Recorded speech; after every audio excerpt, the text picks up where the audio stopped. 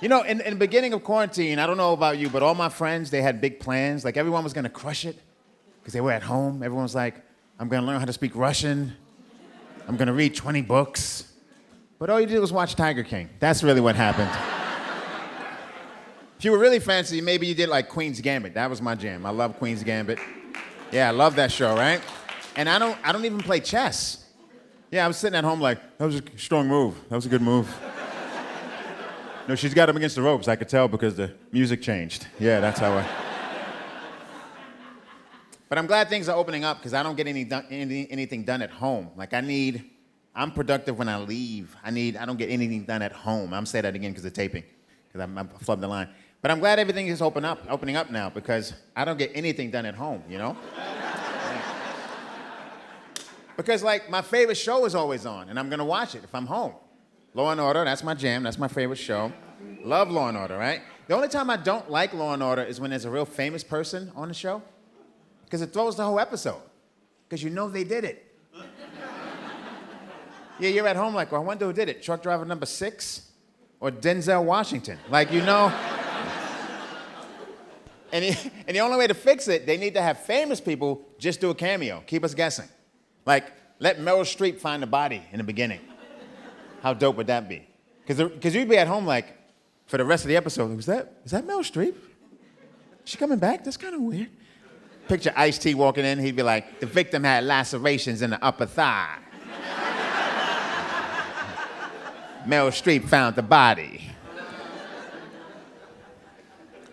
Every Law and Order episode is the same, right? Here's what happens. Someone finds a body in the beginning, and you never see them again.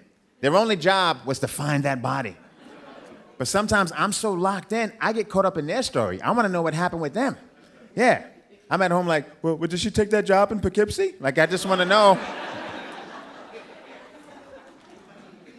Here's what happens a lot of times, Law and Order, in the beginning of the show. Like, 2 people will stumble out of a bar, they're making out, get hot and heavy, someone's about to get lucky, and then boom, they stumble over a dead body. Well, do they still hook up? Like, what's the protocol? I would love to see that scene because you know the guy would try, right? The guy. Yeah, the guy would be like, hey, so you know how like before we saw that body, you were gonna come to my place? Is that still? No? Okay, makes sense. Yeah. You know, at the same time, I don't think you should be alone at a time like this.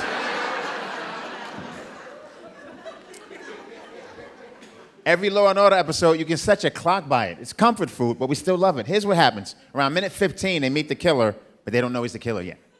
They putz around, they do a little investigative work. Then around minute 35, they're like, oh, snap. That guy we talked to in the beginning, he did it. Let's get him. So when you think about it, Law and Order follows the exact same pattern as Scooby-Doo. It's just Scooby-Doo without the mystery machine. That's all it is. Every episode should end with a guy going, and I would have got away with it if it wasn't for that meddling district attorney. That's how I'm also glad that things are opening up, like restaurants. I love it, because I don't want to sound like an old fuddy-duddy, even though only old fuddy-duddies say old fuddy-duddy, right? And I'm good with technology, but I don't like ordering on apps. Something always goes wrong. Like middle of quarantine, I tried to order a pizza. Just a pizza. I don't want to say the name of the place, but let's just say I think they make their pizza in a hut. Let's just leave it at that. Now, here's what I wanted. I wanted a pepperoni pizza that's right down the middle. Nothing crazy. I do the thing on my app, on the phone. Boop, boop, boop, boop. Pizza comes to my door. Open the box. No pepperoni. No sauce. Just cheese on top of the crust. Okay, let's review pizza real quick. Let's just... Now, I know you know pizza, but let's review. A pepperoni pizza with no pepperoni is a cheese pizza. I think we can all agree to that. A cheese pizza with no sauce on it is an open-faced grilled cheese sandwich. So that's... Now, you might be asking yourself, how did this happen? I live in California, right? So, you know, everything's healthy. Right before I checked out, there was a box that said, no gluten-free pepperoni. It confused me. I was at home like, well, I'm pretty sure I don't want the gluten-free pepperoni, right? I'm pretty sure I want the regular pepperoni. So I better check. I want the regular pepperoni. Same thing with the sauce. Here's the kicker. Pepperoni already doesn't have gluten. So why'd you do that to my head? Like, what was that? What is this, the SAT? Like, what's going on? That would be like if you went to a restaurant and the waiter was like, so do you not want the non-toe jam free soup?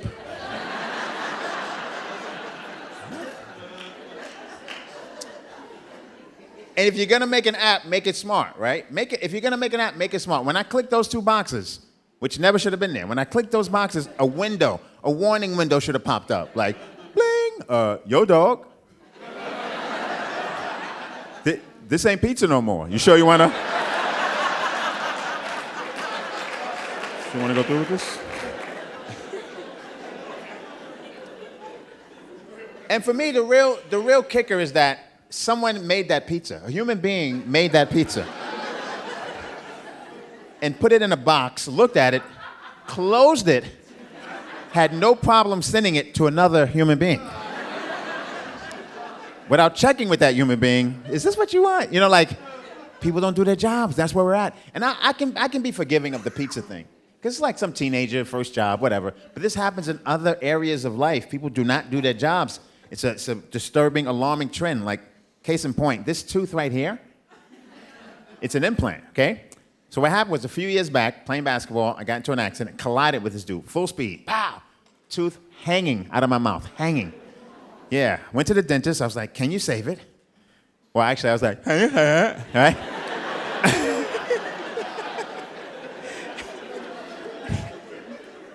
And he was like, yes, I think we can save it. And he pushed it back in. Yeah, I'm not sure what day of dental school they teach you the push it back in technique. So needless to say, a few years later, the tooth had to come out, right? It was just hanging on. It was like just hanging on by a string, like a loveless marriage. You know what I mean? So it had to. So I got to get a tooth taken out. It's a whole deal. I got to get a bone graft, like bone removed, gum graft, new tooth. By the way, none of this is covered by my insurance. They told me it was cosmetic. Let's be super clear about something, all right? Let's be really clear. A front tooth is not cosmetic. A front tooth is what separates you from civilization.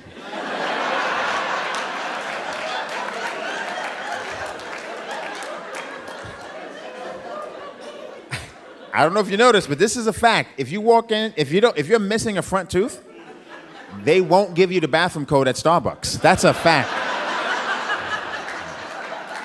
Yeah. We know you're just gonna take a shower in there, sir, so no. Here's how important a front tooth is. Here's how important it is. The dentist second guy, he wouldn't even let me walk around with the space. Like, he's like, no. He's like, we're gonna get you a nice implant. That takes a few months. But in the meantime, in between time, we'll get you a temporary tooth. It's called the flipper. Just a placeholder, just a literal placeholder. It's not great looking, but it'll get the job if people don't look too hard. Just a placeholder. Okay, great. He takes the tooth out. I bite down on this molding. Hang, right? Hang. Send it to the lab. Now, as you can see, I have a gap. My gap used to be even bigger, okay? So they send it to the lab. The guy at the lab, I don't know what he's doing. He's eating a sandwich. He's not paying attention. All I know is I get back a temporary with 2 front teeth.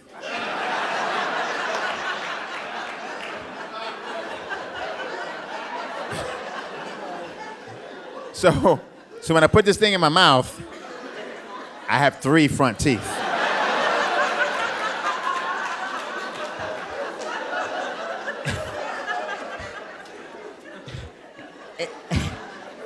And if you're the guy at the lab, you got to pick up the phone. You got to pick up the phone, baby. Just like, hey, this is Bob down at the lab. Quick question. D. Perkins, does he have 3 front teeth? Okay, yeah, that's what I thought. Okay, good. And does he want a open-faced grilled cheese sandwich or a pizza?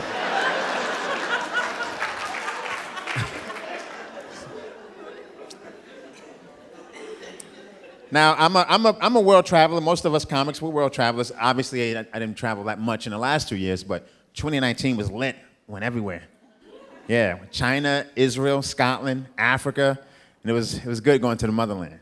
you know, because I never been to Scotland. So just to connect to my people, my family.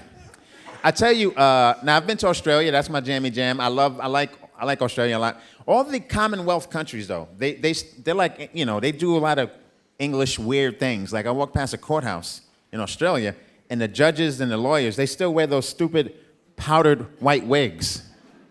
Give it up. Like, what are you doing, right? Can you imagine being on trial for murder? And you look over and your lawyer's wearing a wig? Hey man, I'm gonna need you to take that wig off. My life is on the line. Can you take this more seriously, please? And as a black dude, you don't want to be on trial for anything and look up and the judge looks like a lawyer from 1794. You know what I mean? Right? A white dude from 1794. Like, can I get an updated white dude, please? Can I get a? I'll even take the 60s, just not the 1760s, please. Now, New Zealand is beautiful. I shot over to New Zealand, really beautiful. But be careful if you go to New Zealand. They have a different sense of adventure. Yeah, because I was doing some touristy stuff. I went whitewater rafting. They told me it was for beginners. I was like, bet, I'm a beginner, right? I get into this raft. There's a 22-foot drop. It's one of the largest drops in the world. And I'm like, hey, New Zealand, how do you fix your face to say this is for beginners? It felt like the beginning of the end is what it felt like. And they took pictures of us because they want to capture the death, right? So they take pictures. And you see the picture. In the first picture, you see us going over the waterfall. Right? Next picture, we're going down. Third picture, you don't see us. We're in the water. I thought I was gonna die. I promise you. But I got a little advice for you. If you're ever underwater and you think you're about to die, that is the only time that you should actually go toward the light. Go toward. And the thing is, I am from Brooklyn, New York, right? And I'm from Brooklyn. Like 80s, 90s, stabby, shooty, Brooklyn.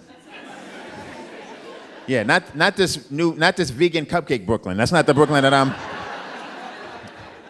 I had a good life, I'm not complaining, but you don't want to make it out of that, survive that, just so you can go and die in New Zealand. It's not sexy. That'd be like if you were a decorated war hero. You served 2 tours of war. And you come home, you know, you got all these honors, and you come home and you choke on a Skittle.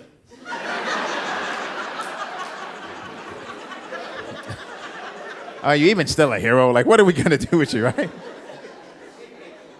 But I do blame myself. I blame myself. In life, people tell you who they are.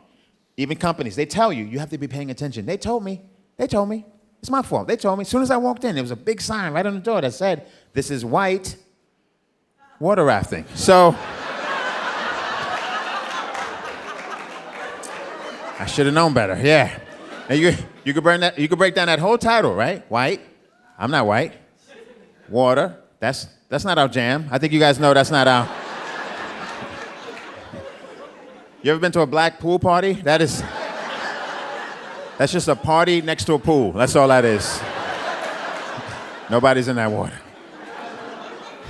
And then you got rafting. Last time a brother was in a raft was in Huckleberry Fen. You know what I mean? We don't do the rafts. Anyway, that's my time. I'm Dwayne Perkins. Thank you so much, guys. Thank you.